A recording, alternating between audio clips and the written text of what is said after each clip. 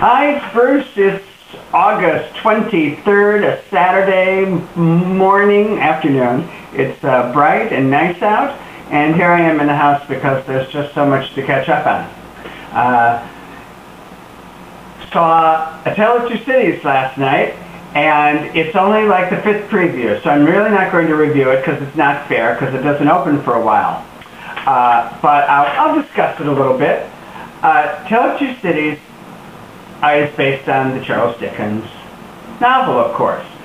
I'm not a big fan of these historical, musical, power ballad sort of shows, which I think Tale of Two Cities fits into that category.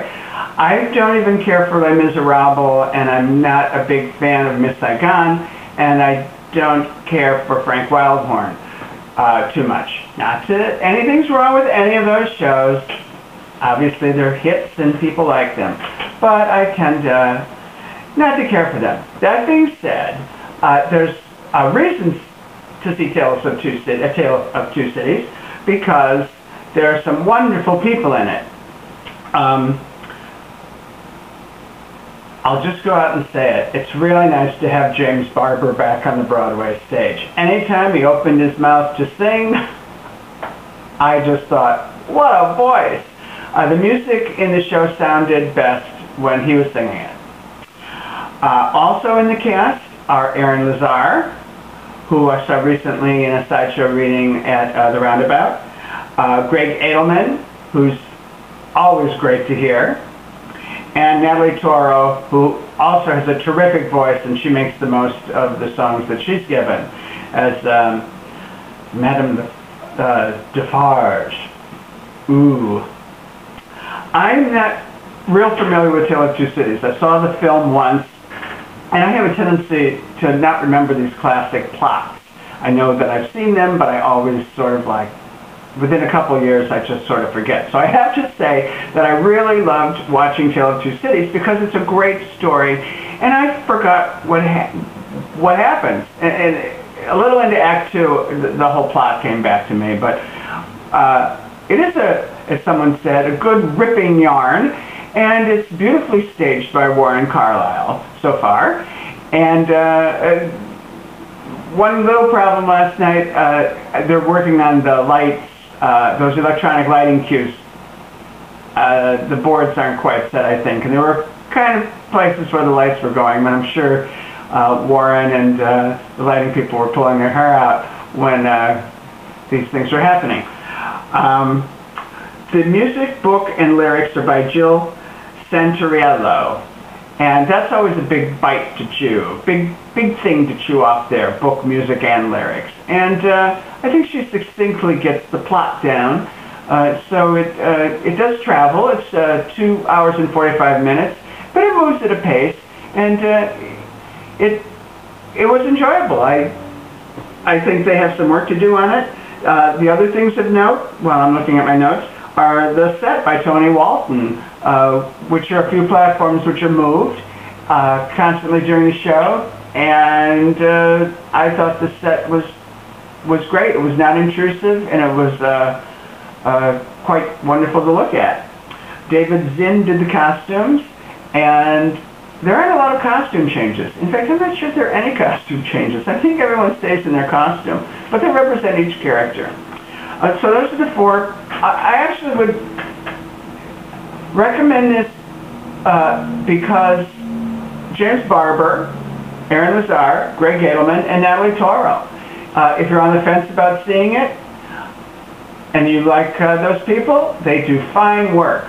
So I wish them luck, and I hope that they keep working on it. And I had an enjoy. Oh, and we got TDF seats, and we were blessed. They were 4th row, mezzanine, center on the aisle. The TDF gods were smiling on us. All right, so that's it for what we've seen lately.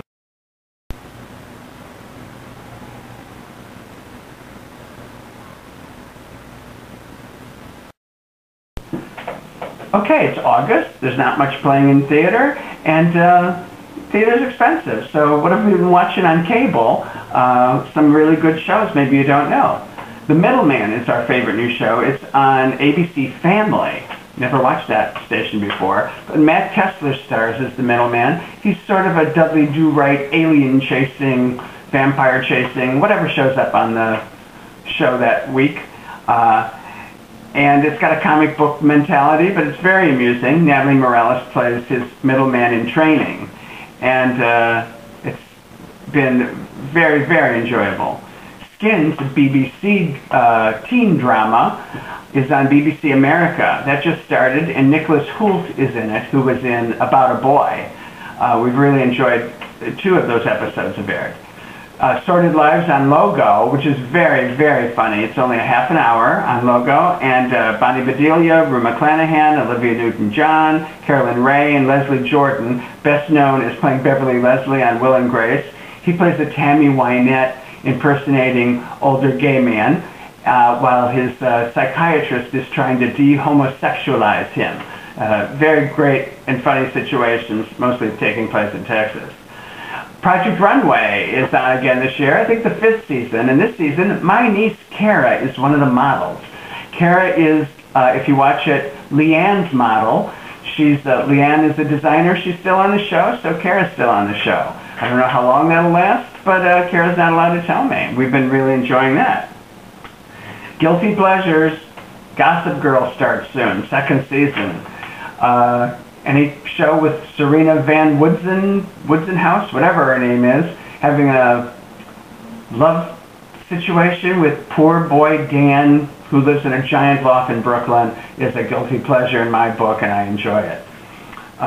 Really guilty pleasure, the Janice Dickinson Modeling Agency starts its 4th season next week, and Janice is a kabuki-like figure at this point in her life, and it's fun to watch all those models run around in various stages of dress and undress.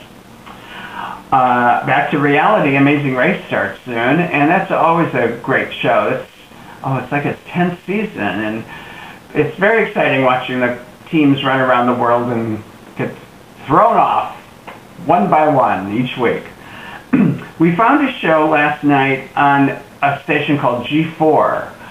It's called the Peter Serafinowicz Show, and it's sort of a sketch comedy, a British sketch comedy show. It was very amusing, and I don't know who he is. He plays various characters, and they do sketch comedy, and I really, really enjoyed it. They did a very funny Miss Marple, Hercule Poirot love affair scene last night.